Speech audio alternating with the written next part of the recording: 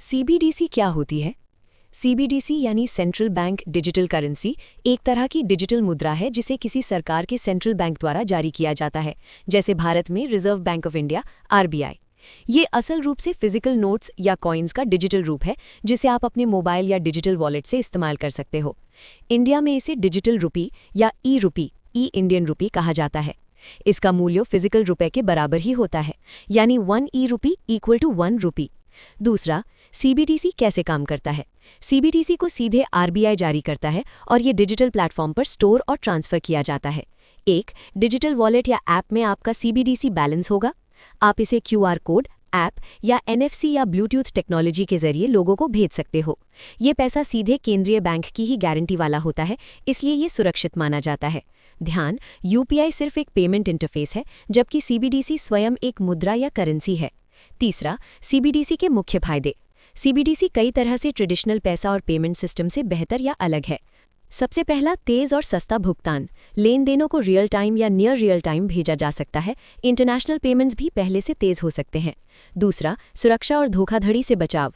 Digital सुरक्षा उपायों जैसे एन्क्रिप्शन या ब्लॉकचेन जैसी टेक्नोलॉजी से फेक पैसे और चोरी का जोखिम कम होता है। तीसरा, वित्तीय समावेशन।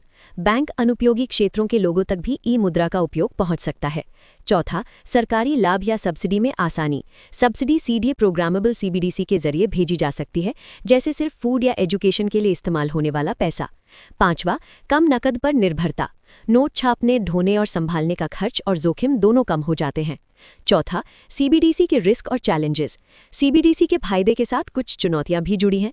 पहला, गोपनीयता का मुद्दा। तमाम लेन देनों का रिकॉर्ड डिजिटल रूप से रखा जाता है, जिससे प्राइवेसी पर प्रभाव पड़ सकता है। दूसरा, साइबर सुरक्षा खतरे। अगर सिस्टम में हैक या ब्रेक होता है तो बड़े पैमाने पर नुकसान हो सकता है। तीसरा, बैंकिंग सिस्टम पर असर। अगर लोग सारे पैसे सीबीडीसी में रखते हैं तो बैंक में जमा कम हो सकते हैं, जिससे बैंकों की लोन देने की क्षमता घट सकती है। चौथा, implementation cost. CBDC digital infrastructure setup और मेंटेन करना महंगा हो सकता है। पांचवा, इंडिया में सीबीडीसी या ई रुपी की स्थिति। पहला, पायलट एंड अडॉप्शन। आरबीआई ने रिटेल और होलसेल सीबीडीसी पायलट्स पहले ही शुरू कर दिए हैं।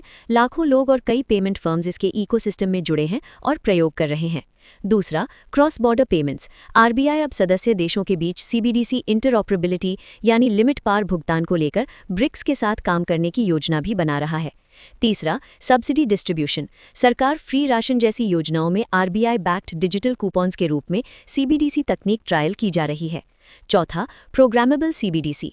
एनपीसीआई ने बताया है कि प्रोग्रामेबल सीबीडीसी कुछ उपयोग केस के लिए पहले से चालू है, जैसे सब्सिडी का टारगेटेड ट्रांसफर। छठवां, सिंपल एग्जाम्पल।